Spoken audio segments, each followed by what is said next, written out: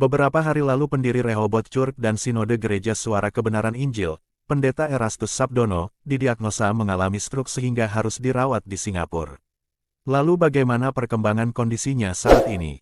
Tapi sebelumnya jangan lupa untuk subscribe channel ini terlebih dahulu agar kamu terus mendapatkan update informasi viral soal dunia kekristenan. Pendiri Rehoboth Church dan Sinode Gereja Suara Kebenaran Injil, Pendeta Erastus Sabdono saat ini tengah menjalani masa pemulihan selama 3 hingga 7 hari ke depan setelah berhasil melewati masa kritis di sebuah rumah sakit di Singapura akibat terkena stroke. Insiden tersebut terjadi saat Pendeta Erastus saat menghadiri peresmian sekolah di Nulbaki, Kabupaten Kupang, Nusa Tenggara Timur kemudian terkena stroke yang membuatnya jatuh di kamar mandi.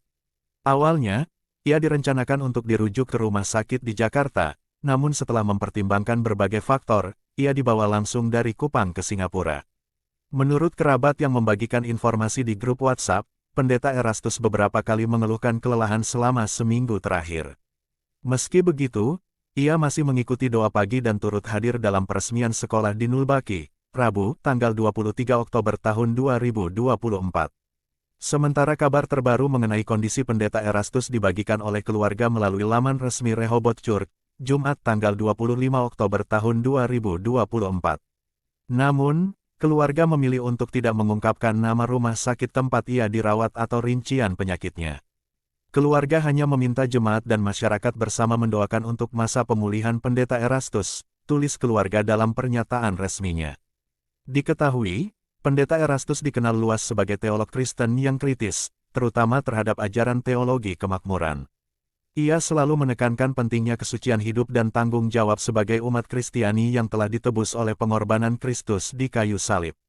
Menurutnya, kehidupan Kristiani yang sejati adalah hidup yang mengikuti teladan Kristus dalam penderitaan dan ketaatan. Selama perjalanan karirnya, Pendeta Erastus telah menulis lebih dari 200 buku dan menciptakan lebih dari 312 lagu rohani. Ia juga pernah mengajar teologi dan etika Kristen di STT Bethel Indonesia dan saat ini menjabat sebagai Ketua STT Ekumene. Sebelumnya, ia pernah menjabat sebagai Ketua STT Bethel Indonesia pada tahun 2005 hingga 2009.